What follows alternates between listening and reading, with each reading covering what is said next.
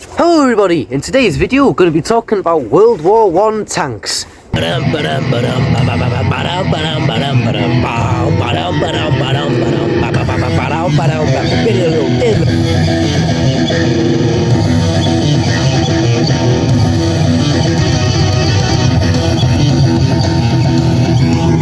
The first tanks and the really stupid tanks.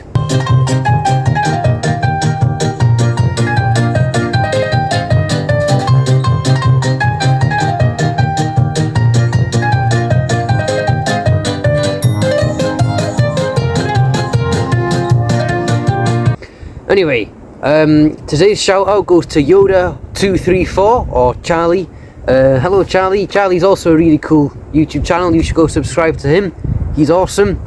Anyway, onto the video. Anyway, so we have World War I, and the Western Front is a big mud pile with trenches, and it's not mobile at all. It's completely standstill, and it did that for 4 years.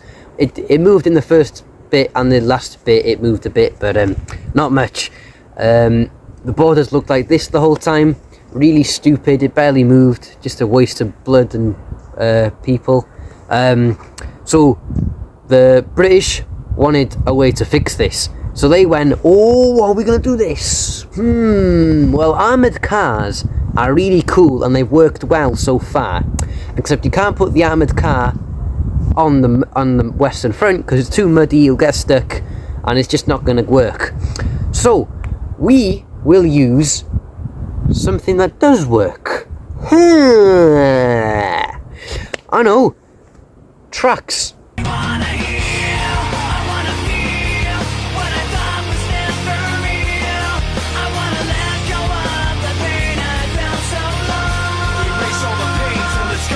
Tracks have worked on tractors, so we used them on artillery cars, which basically the tractors just carried around big guns, and that seemed to work. So what if we make an armoured car on tracks? And so you get Little Willie. What an awesome name for a tank.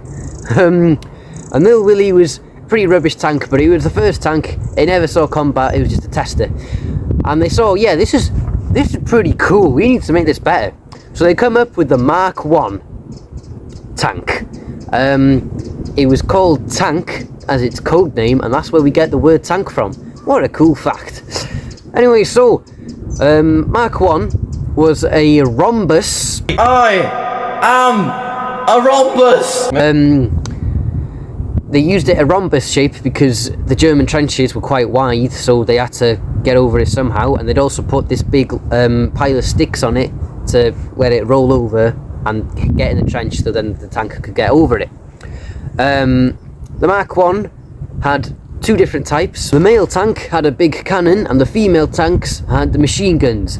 They realised later on in the war it's just better to have one tank which has both machine guns and cannons, but they didn't do that in the beginning. It could reach, the Mark 1, the first tank, could reach 4 miles per hour on a road and 2 miles per hour off-road. Which wasn't bad because war back then was not mobile. You wouldn't need it to go very fast because it wouldn't go anywhere. You did later in the war, and that's why they used another tank. The first time tanks were used was on September the 15th, 1915, in the Battle of the Somme. Out of the 32 that were meant to go there, only 9 actually reached the German lines and did some damage. But even with this ridiculous fail rate, Haig still said, yeah, we need tanks. Tanks are awesome. I love them. They're really, really cool.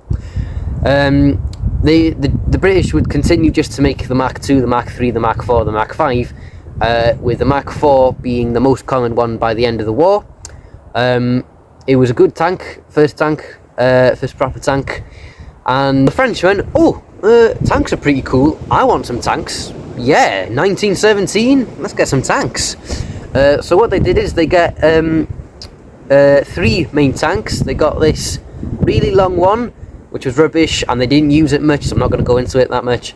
Another kind of just a smaller version of that one, which is a bit different, but basically just a small version. They didn't use that much either. and this really small one, which they used a lot and was the first modern tank.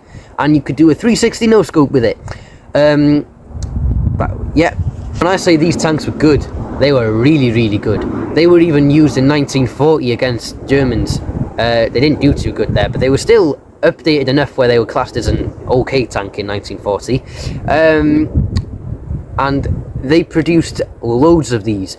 They were really cheap, really small, really fast. They only needed a 2-man crew, and in 1918 alone they produced 3,000 of them. They were very fast, very effective, and they were really, really good tanks.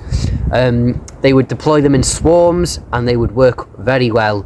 And the French definitely made the best tank by far. Then, onto the Germans, which did not make the best tank at all. They made this big fat toaster that could flip over by a little breeze of wind. It was just a really rubbish tank. It was the AV7. And the Germans didn't really need a tank anyway, because they were in a defensive posture the whole war, with Britain and France having these really crap trenches, because they kept wanting to take the German trenches. But the Germans realised, yeah, this war is going to be really rubbish. We need to dig in and stay here. And so that's what they did. So they didn't really need a tank, because they weren't pushing, they were just defending. But anyway, they did deploy one once they realised, oh, tanks are pretty cool, I want to try that. They only made 20 of these tanks, but they should have kept it at 0, because this thing was rubbish. It was just packed to the brim with big cannons and machine guns in every corner of it. And this was one of the tanks that took part in the first tank battle against the British Mark 1s, Mark somethings. The battle was really intense and really cool. So what happened is, like right at the end of the war, 1918, April the 25th, or April something anyway, 3 British tanks were just cruising around with infantry like oh, there's a German over there. Ew. It consisted of 1 male tank and 2 female tanks, and 1 AV7 tank. And what happened was, they realised the male tank first saw, oh crap, there's a little German, and they missed. And then the AV7 saw, oh, we're getting shot at, where are we getting, oh, and found him and went, oh, I see you, fire, and they hit the 2 females. And then the females kept pushing up, and the male kept pushing up, trying to get him. But the females then realised, oh, right, machine guns don't do a whole lot. We need to retreat. So they started going back, and then the AV7 went, oh no, you can't leave, and kept trying to focus on them. But little did it see, well, it did see, but it just didn't care, the male tank which was coming.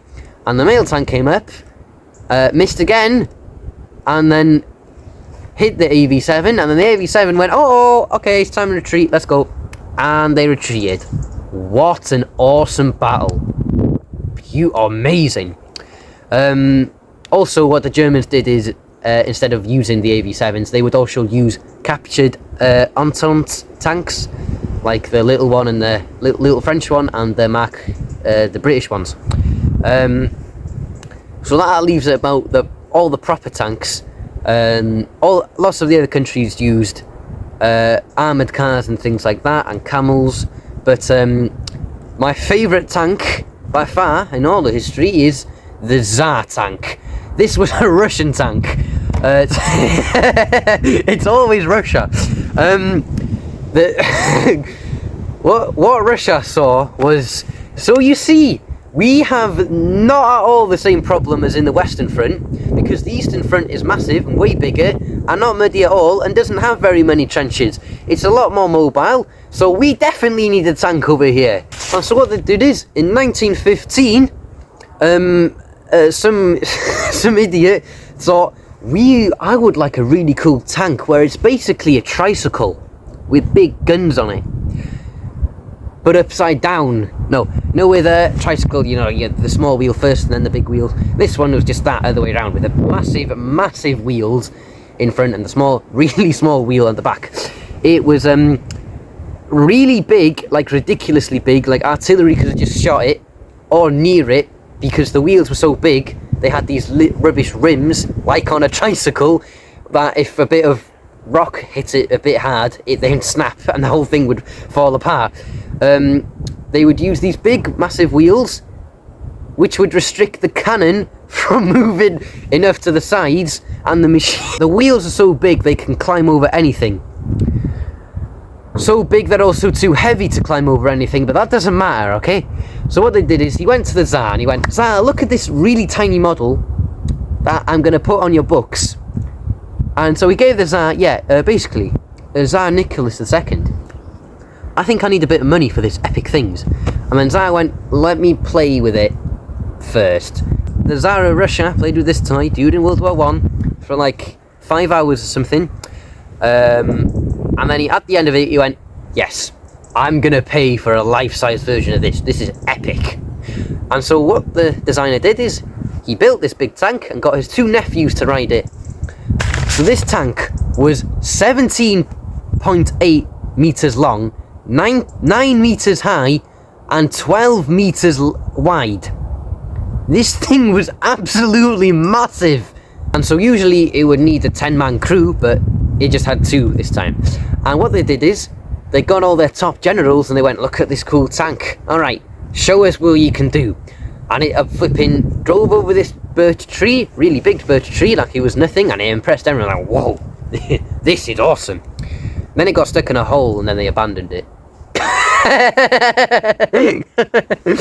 Then it got stuck in a big muddy hole, and then it was too heavy because of how big it was, and the engines back then weren't good enough because the engines were already big and they would weigh it down too much and make it too big. So in the end, they just couldn't do anything, and they just have to leave it there, and they left it there. And then in 1923 it was scrapped by the Soviets because they have to ruin everything, don't they? The Tsar's tank was never actually used. The AV-7 was used really small, but not much. The French tank was used a lot, and the British tank was used a lot, and no other countries really gave it a shot. The Germans were going to produce another small tank, like the French one, and they were going to get them in 1919. I think they were going to get 4,000 of them, but I don't remember these numbers. I might be making this up. But obviously, the war ended in 1918, so...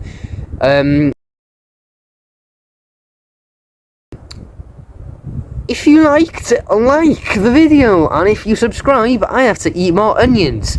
This video might be out after I eat the onions. So anyway, that's a bit awkward if I ate them already. But yeah, thank you for watching, and nighty night now. Woohoo!